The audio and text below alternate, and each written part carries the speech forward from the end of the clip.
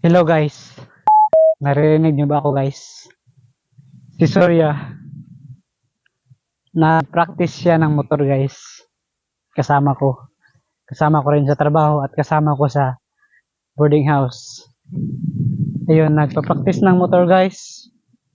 Si Surya.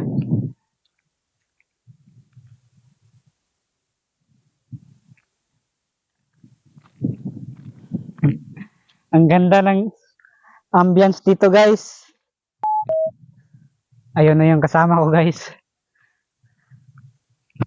Yun siya. Hey man!